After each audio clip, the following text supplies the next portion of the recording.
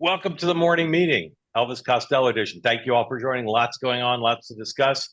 We'd love to have your participation. We had some pretty good participation yesterday, I might say. If you want to join in, please raise your electronic hand. We'll get to as many of you as we can. None of this is scripted, by the way. It's all memory. If you're watching on YouTube, welcome in. If you're watching here on the two-way platform, thank you. Please, again, join in. Take advantage of the fact that you're here. As always, peace, love, and understanding, as the Elvis man said, in the chat on both platforms. Please stay away from the scatological, the profane, the negative, the personal. Rigorous debate welcome. In fact, encouraged, but not negative personal attacks. Now, Sean and Tim, good morning. Sean and Tim, Sean and Dan, good morning. How are you both doing? $8 that you. Good morning. Excellent. All right. I'm hoping Tim is too. Yeah, Tim's probably good, but not here. All right. Lots to go through regarding the schedule. There's a couple things I want to mention. If you haven't read the New York Times story on Donald Trump's health and you can afford a New York Times subscription, I highly recommend it to you. It's a great piece. We'll probably discuss it. There's also an AP story about Michigan and how the Democrats are doing there that we will also probably discuss. On the schedule today, Vice President Harris, again, leaves Washington pretty late. Back in my days, in olden days, if you were running for president and you were 30 days out or so, you'd get up early and you go to like a bunch of states. She's not leaving Washington until 1:35 p.m. And I'm not saying Donald Trump's racing around much either, but she's leaving at 1:35 p.m. for one event of the day, delivering remarks at 5 Central. So her first event of the day is at 6. So she lands in Wisconsin at 2:30 Central, and her event's not till 5 Central. So something's going on there. We'll see what she ends up doing. Maybe stopping for some custard. 5 Central, 6 Eastern. She does an event in Ripon. Oshkosh, Ripon, Wisconsin, with Liz Cheney. We'll talk about that. Donald Trump, one event of the day. He doesn't get going until late too. His event's at 3 Eastern in Saginaw, Michigan. The two VP candidates, nothing going on publicly, resting on their laurels. Joe Biden goes to Florida to look at storm damage, Georgia to look at storm damage. He's got a rigorous day. He's leaving town 9:10 a.m. That guy's like he's running for something. He's actually out there doing stuff. And Doug Emhoff, as far as we know, public events. And their first Senate debate in Pennsylvania between Bob Casey, incumbent Democrat, challenger Dave McCormick, 8 o'clock Eastern in Harrisburg. Interesting thing. Now, a few other things I want to mention. I mentioned the New York Times story already. I mentioned the Michigan story, AP. There's also a Wisconsin poll that shows Harris up. Talk about that maybe. Again, if you want to get in the conversation, please raise your hand and we'll make you part of it. Guys, let's talk about what I call the new big three. The port strike, the aftermath of the storm, and Israel. Every day, people say they're going to affect the race, and certainly they've affected the race in terms of scheduling. But the question I have about the vice president, because the conventional wisdom, Dan, is that she's got more on the line. Her team is now saying these are leadership opportunities. These are not perilous situations, but there's opportunities for her to show that she's engaged and on top of it. We saw that yesterday. She went to Georgia. She's in the Situation Room dealing with the Israel situation. Less visible so far on the strike, but talking about it. So, Dan, how do you see these things in terms of, is that at all true that she could come out of these not injured, but in fact benefiting, having thrived in leadership opportunities?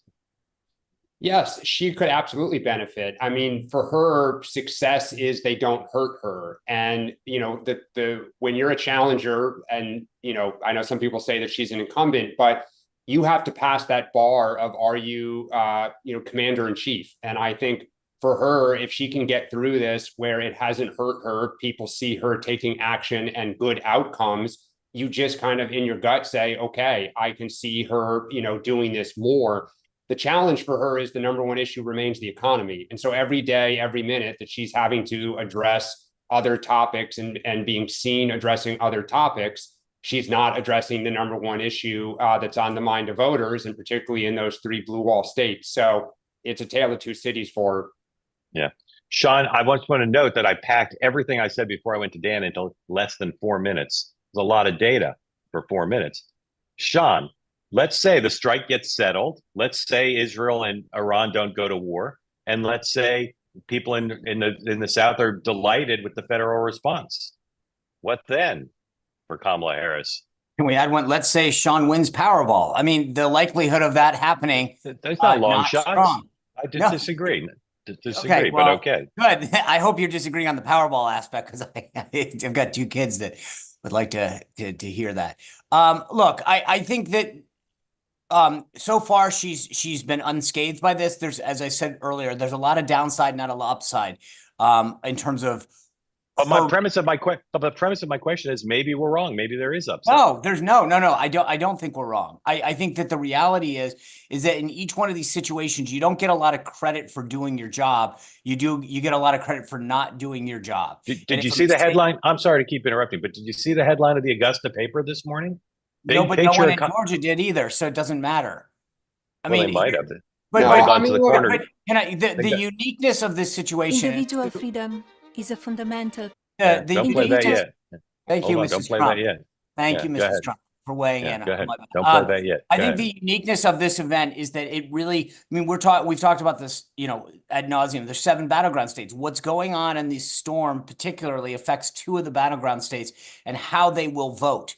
Early vote, absentee ballot vote, communicating with them in terms of mail and digital. I think, to me, this is the biggest non-story right now. How are you dealing with 2 of the 7 states? But Kamala Harris is flooding them with federal largesse. I'm just saying. I'm no longer ruling out that this is a good thing for her. I take Dan's point. I take Dan's point that she's not talking about the economy. But she's the savior. You look at the Augusta paper today; she's the savior. Okay, well, I don't. It is possible if you think about like Haley Barbour, you think about Rick Scott, during some storms where Jeb Bush. But the question is that often doesn't feed back to you within a few weeks, and voting is starting so soon. But you're right, Mark. I mean, if a couple more headlines like this, where people really kind of tangibly see, the goods flowing in and credit her, then it could potentially have some upside. But otherwise, I do agree with Sean. Like, the best thing is it doesn't hurt you. Right. All right. Let's just talk about Liz Cheney. I predicted when Liz Cheney endorsed that Donald Trump would talk more about the endorsement than Kamala Harris. Wrong, because she's campaigning with her today in Wisconsin. Now, Liz Cheney was born in Wisconsin. I can't remember why Dick and Lynn lived in Wisconsin. Were they teaching at the University of Wisconsin? Or they were going to the University of Wisconsin? I guess that's what it was. Anyway, she's from Wisconsin. They're campaigning with her. My favorite Liz Cheney joke is I say she's from the Adam Schiff wing of the Republican Party. Sean, are you happy as someone cheering for Donald Trump that Liz Cheney's campaigning with her? Or do you assume they must know something in the data that suggests this is what the favorite phrase of journalists, permission structure for moderate Republicans to vote for Kamala Harris? Look, I don't believe that there's a single Republican that cares what Liz Cheney thinks about who to vote for. Her position has been well known. She doesn't like Donald Trump. And again, this is America. She can vote for whoever she wants, but I don't think anyone cares. I don't think anyone in Wisconsin cares. I think if you actually are going out to see that, you are already with Kamala Harris. This is not moving the needle on a single person. I disagree. What if you're an independent or a Haley Republican who says, "Oh my God, between Jack Smith's report and Liz Cheney's stirring rhetoric, I can't stand 4 more years of election." If you are that person and you haven't made up your mind yet, I think you have there's bigger issues in your life. Sean, we hear them every day on this platform. Mark, I agree with you a little bit. I mean, I think it is a tale of 2 cities. I mean, the number one issue in 2022 in a lot of those governor's races was election denialism.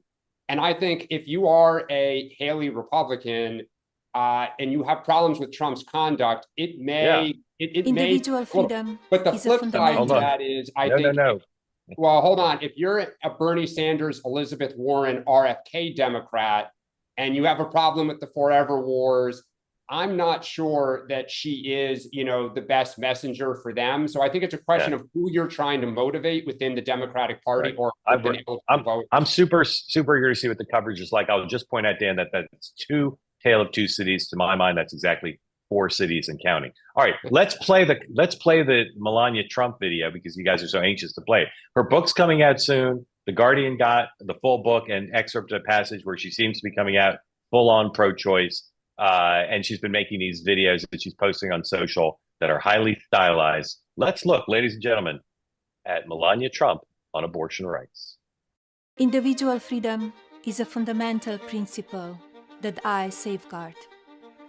Without a doubt, there is no room for compromise when it comes to this essential right that all women possess from birth: individual freedom. What does my body, my choice really mean? So, Sean, there are three relationships in the world that are the most complex. There's mother-daughter, landlord-tenant, and Melania and Donald Trump. Those are the top three. So what's up with that? Like, there are lots of pro-life male politicians whose spouses are pro-choice, and she's trying to sell a book, but is this good for Donald Trump? Is this part of their we're a pro-choice family thing or not? Or she's just doing her own thing? I mean, net, I don't think it's helpful, right?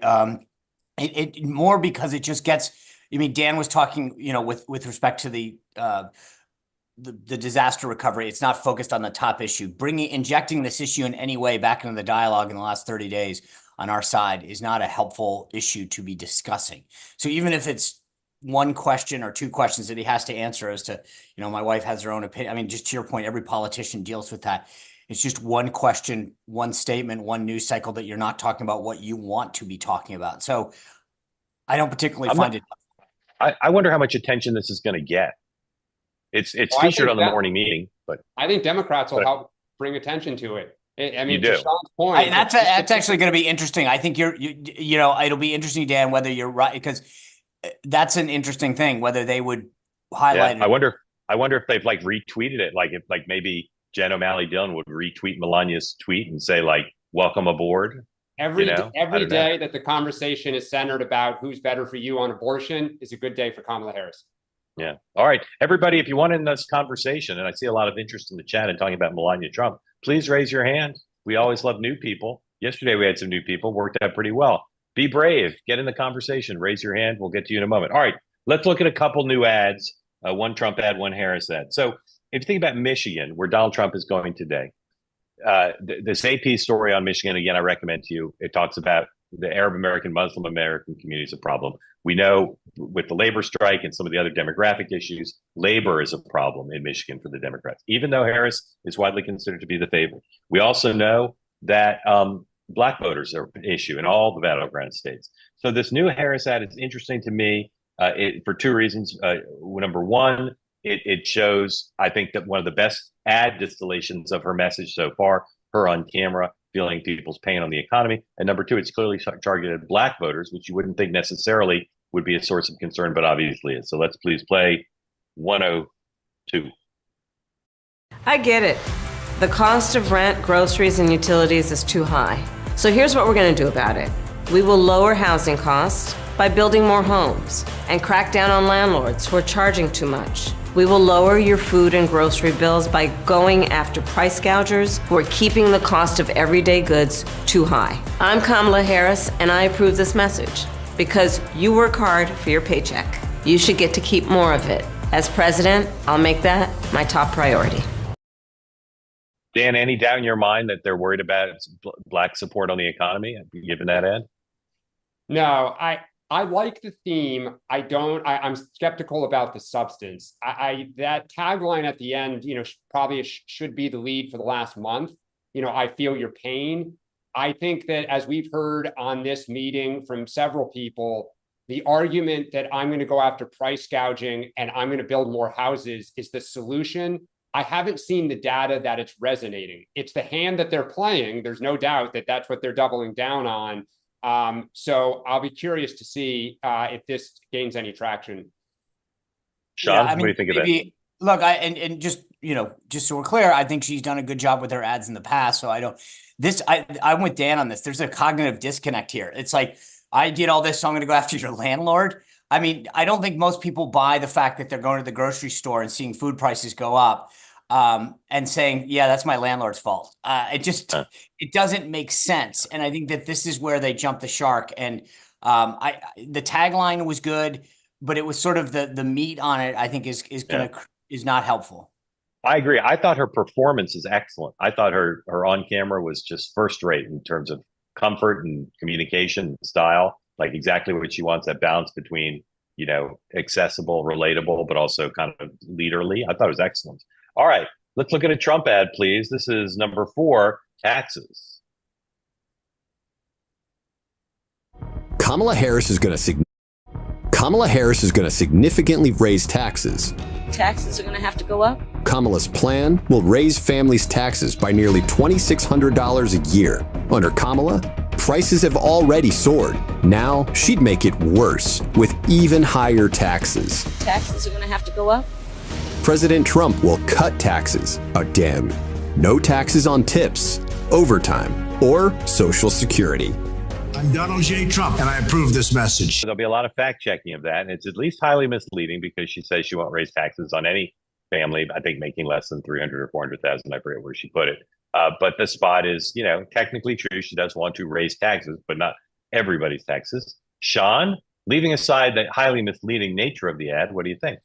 Well, I dispute that. I mean, we don't know where she stands on most issues, so I don't think that you can fact check somebody that won't talk to the press and tell you where they stand.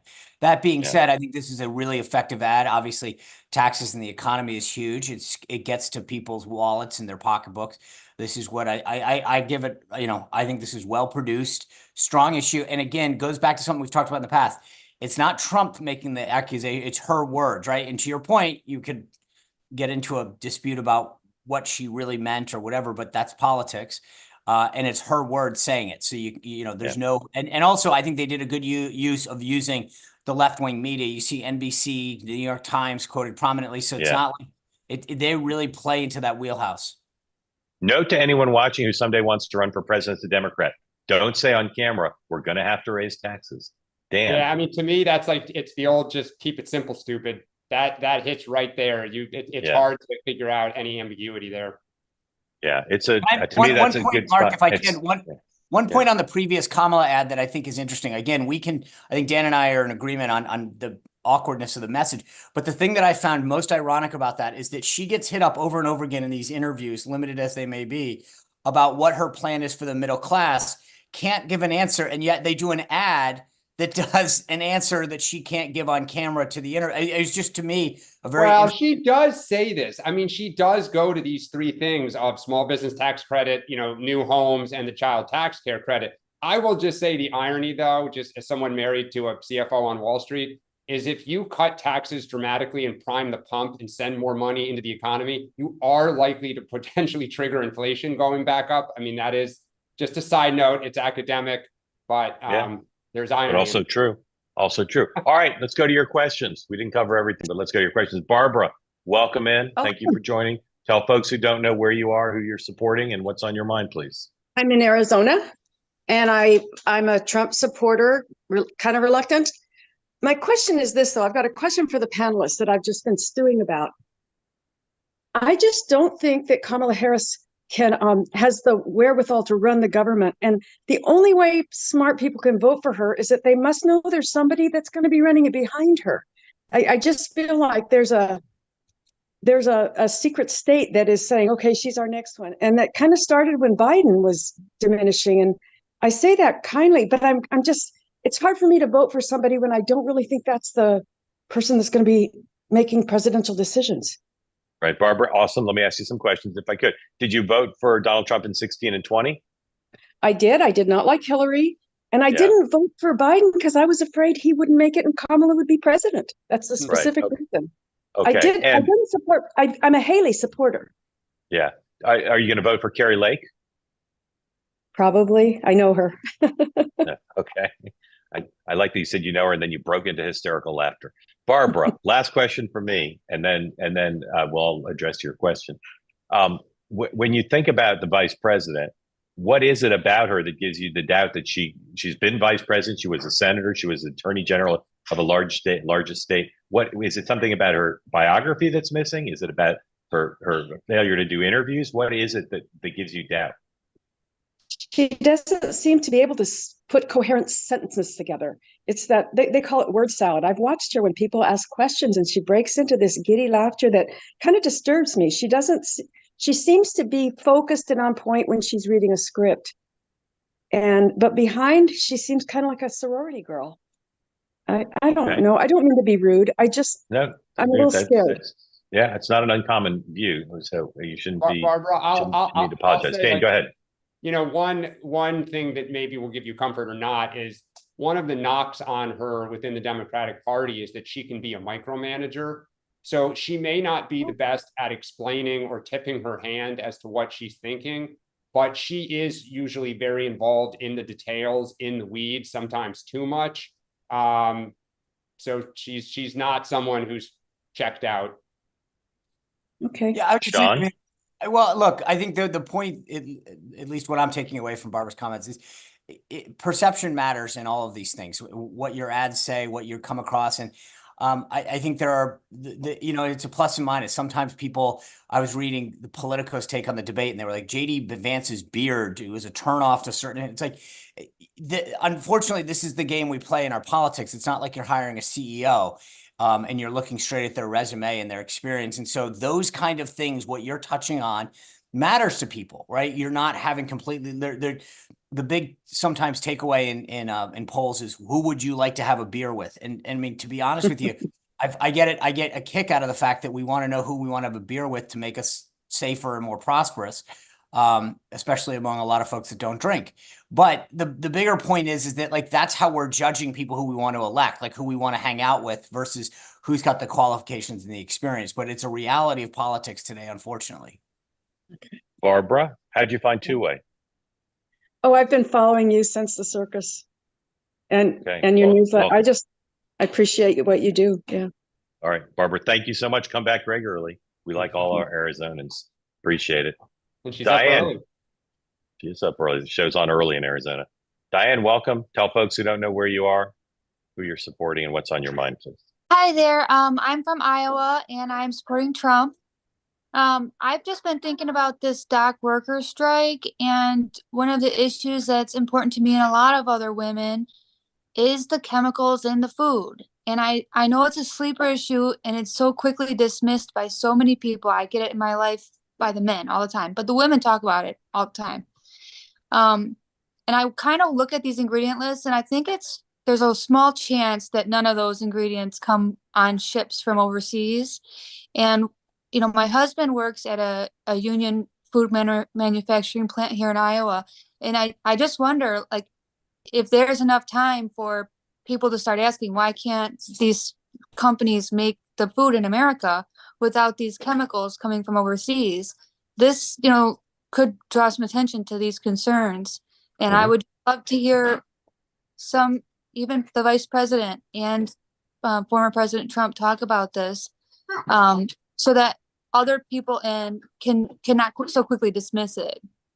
Yeah. Go ahead, Sean. I brought this up the Sean, other we've been day. talking about this for a while, Sean. Yeah. I know. I honestly, I think on a bipartisan basis, honestly, if I were advising a campaign right now, but right or left, I think that you put your finger on it. I hear about this, Diane, from more and more women, but you're right, it is seeping into the overall discussion about things. And I've had conversations now with my doctors about, like, hey, I heard that you can see from my skin, I'm a dermatologist's dream.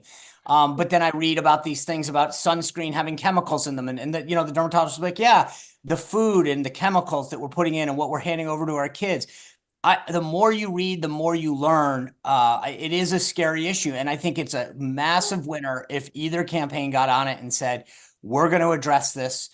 We want to keep families safe. I'm with you on this. I think that it, to be honest with you, whichever campaign champions it first, I think is going to do very well. And it's Diane, go ahead, Diane. Go ahead, Diane. It's mainstream. I mean, this isn't like some crunchy yoga Subaru, thing. Well, you know what, Diane, the funny thing about this is it's like some gluten-free organic Chardonnay thing. It's not. And it's not just the food, it's the parchment paper. It's so many things, but it is mainstream. I mean, it's not. Well, you see the rise of people having digestive issues in the last 15 years. And the New York Times and others have started talking about it. We have 4 kids, 2 of them have issues, and science is beginning to pinpoint certain chemicals that have been introduced. Yeah. So Diane, have you been drawn to Bobby Kennedy talking about this? Is that something that caught your attention? For the record, my kids are fully vaccinated, and I'm not, a super health conscious person, but these chemicals, it's kind of ridiculous at this point. I mean, when we were kids, there just wasn't this stuff. And now what we're feeding to our children, what the cosmetics, like I'm trying to be more aware of all these things because I think that there's a cumulative effect of it too. And I just think if a candidate could say, look, we hear your concerns, they're reasonable, we're going to address it. It may have to be incrementally, but we have to start somewhere and we have to start now. I would be so happy just to have this conversation be introduced instead of dismissed. Diane, this is CNN the other day on Instagram. They've got it says black colored plastic used for kitchen utensils and toys linked to banned toxic flame retardants. I mean, Yeah. it's making its way into the mainstream at this point. And for all, I mean, you know, the cookware, I agree with you. And it's slowly but surely getting into the bloodstream of the legacy media. I think you're onto something that I wish both campaigns would champion. And I'm the only female Trump supporter that I know. All the women in my life are just not interested in politics, or they're liberal, and they all care about this. So yeah, go look at Bobby Kennedy's announcement speech and listen to what he said about this issue. It's one of the best parts of his speech. Diane, thank you for joining. Please come back regularly. Appreciate it. Josh, come on in. Tell folks who don't know where you are, who you're supporting, what's on your mind, please. Hey, I'm in North Carolina. I'm supporting Trump, and I'm in Western North Carolina. I'm actually about an hour and a half west of Asheville. So we've seen the problem. The thing that's worrying me is our grocery stores are empty because everybody has taken everything and shipped it to Asheville. So they've and then this dock workers strike. You know what I'm saying? They're saying this could disrupt supply chains and all that. And if it does, I mean, we're going to be in trouble here. Josh, how are the governor, your mayor, the federal government, like how's communication to you about what's going on from the government? I haven't heard nothing. I'm having to get all my information off X, and that's not reliable. You're going to hear a bunch of craziness. But I do have family and friends in Asheville. And what they're telling me, none of the news is reporting. Okay, it is really, really bad. Him and his church and stuff were trying to get together to go out and basically get people out of trees. They're everywhere. Yeah. And Josh, go ahead. Sorry. Go ahead. No, you go. It just doesn't. It doesn't feel like the response has been all that great. And when I saw that Kamala was in Augusta, you know, that it didn't look good. You know, it just didn't look good for people in North Carolina, I guess, because people are not understanding just how bad it is in Asheville. Yeah. I will say in the last day since we last convened, just anecdotal, not just what Josh said, but other things I've heard from people there is a little bit of a rising concern that I sense, again, anecdotal, just telling you what I hear, that people are feeling three things. One is it is worse than people realize, loss of life in particular, but not just loss of life. Two, there are some things showing up like insurance companies slow to respond or getting negative indications from insurance companies, which is not the government's fault if you believe in free markets, but it is something people expect the government to do something about. And there's growing or green shoots or whatever the opposite of green shoots are, unhappiness about that. And then there's just a general sense of things are happening too slowly. Again, that may be unfair. You get 3 press releases a day from FEMA and the White House. Here's all the things we're doing. But just I'm starting to hear people saying it's not urgent enough. And that would make people at the White House unhappy, not just politically, but it would frustrate them substantively because they think it's all a government response. But I'm not saying it's headed in that direction inexorably, but I'm beginning to hear that. Well, and I keep hearing this comparison to sending money to Ukraine. Yeah. Right. And then she promised $750 to people in need, which is great, right? But that doesn't get you very far right now anymore. Josh, have you gone to the supermarket yourself?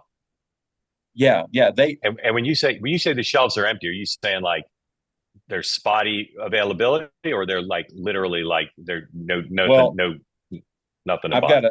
I've got a 2-year-old, and so we've got to get wipes and diapers and all that stuff. They had cleaned all that out, and then there was a lot of food missing too. And what it is, it's not that people are panicking; it's that a lot of people around here have got together to try to help Asheville. Yeah. So they bought everything out, and they're flying it out of our little airport up here. Yeah. And did you ask folks? Did you ask the management in the store when they're going to restock? I didn't. I was just looking around like, oh my gosh. And then we got this strike. You know what I mean? I was like, this could be a disaster if this doesn't get fixed. So, yeah. You know, I mean, the one thing about Katrina that will always stick is, you know, the government those first couple of days were putting out all those stats, and you got heck of a job, Brownie. And it wasn't until General Ornato got in control and stuff actually started arriving on the ground that the tide began to turn, but the damage was done, you know, politically. So it's something to watch about whether stuff actually starts reaching people. Yeah, I mean, I'm no fan of the administration, but I really hope they get in there and start doing something, because it's not good. It's not good. Yeah. All right, Josh, thank you, man. I hope everything goes okay. You. I hope you can find stuff for your kid, obviously. Thank you so much. All right. So I've called on 3 people. All 3 turned out to be Trump supporters. That's the way sometimes it goes. But I don't like seeing the chat people saying this is a pro-Trump show, because it's not. It's pro-America. Justin, who are you for, Justin? Hey, I was on the show last week. I'm actually pro-Trump, though. Yeah, I know. I called on you because everybody who's got their hands up is pro-Trump. But what's on your mind, Justin? Close us out. Okay. Well, first, I guess let's just start. I'm from the Houston, Texas area. I'm actually from the Rio Grande Valley, near the border, 5 miles from the border. The county, Hidalgo County, where it kind of went from being blue for a long time. Now it's like 55-45. Justin, we're up against the time, so just give us your question if you could. That's all right. Yeah. I just had a question. So, how important do you think to, I guess, not people like us, but just general, like people that don't watch the news every day, is January 6th actually? Like, I can't really gauge that well. Yeah. The importance or the significance of it. Complicated. Justin, thank you for that. I'm gonna thank you and bring you off, because we're gonna close out, warn our affiliates. We're gonna run a little bit over. So best way to close out a show, which has had 4 Trump votes, is to bring in Daniel Kramer and Chris Simmons, neither of whom is for Donald Trump. Chris, why don't you start first? Welcome back. Daniel, then you. Chris is in Georgia. Daniel's in Arizona, I believe. And I will say that last week we were accused of having too many Harris supporters. And I know. That's the way it goes. Chris, where do you think January 6th does fit and should fit in the minds and psyches of the American people as they consider who to vote for? How's that for the softest of softballs I could lob up to Chris Simmons? Chris. I appreciate that softball. That's a good one. I think it should figure prominently. And here's the point I've been wanting to make to Republican supporters, or Trump supporters really, who try to justify January 6th behavior. And this is the one point I'd make about it. Don't tell me about the fact that in one soundbite, I'll address this to Sean if he's still on. Oh, he's there. Don't tell me that in one soundbite he said, go march peacefully. What I want you people who support Trump to address is, what was he doing in the hours that they were attacking the Capitol, when congressmen and senators were begging him to do something, to stop what was going on, when he saw them with a scalpel for Pence? As far as we can tell, he did at best nothing, and at worst was celebrating it. He was the commander-in-chief. He made no phone calls, even when begged to. But you want that man to be president again. I have a real hard time with any logical answer you might come up with. So yes, it should figure prominently for people who actually care about the character of the person who's in the White House. But clearly, Chris, a lot of folk don't. Yeah. All right, Chris, thank you. Sean, before you answer, let's see if Daniel Kramer can both intellectually and with moral indignation at least match Chris Simmons regarding how he thinks voters should consider January 6th. Mr. Kramer. floor is yours to speak about that topic, please. I think Mr. Simmons said it very well. I've always looked at it as an attempt to overthrow the government. I think that was his intention. I think, were it not for Pence, he would have succeeded. And I have no idea where we would be. And I am a little shocked at anyone in the country who does not look at it as an attempt to overthrow the government. Yeah. So this is the big topic, and Sean, I'm turning it over to you in a moment. This is the big topic for people in journalism and people in politics to say, you guys make a very persuasive case, and it's almost an indisputable case, in my view. But half the country is voting irrespective of that point of view. And how we're going to reconcile, whoever wins, how they're going to reconcile that is going to be a big challenge. So Sean Spicer, you like Mike Pence. You're glad he's alive, I know. How would you respond to Chris and Daniel? Well, a couple of things. First, the question was about low propensity voters, just so we're clear, is what I believe Justin was asking. And that's a separate, but I don't think that's the issue on the table. So, but I just want to be clear. Well, but they're just a subcategory of voters. It's still the question of for any voter. Very specific political question about people who have. I mean, his question was, how does that issue relate to people who aren't news junkies or whatever? That aside, just so I think sometimes we've got to be clear about our personal views versus the political views and tactically. On a personal level, I'll just be clear, and I've said this from January 6th on that day. I was disgusted by what happened on that day. I worked in the Capitol for years.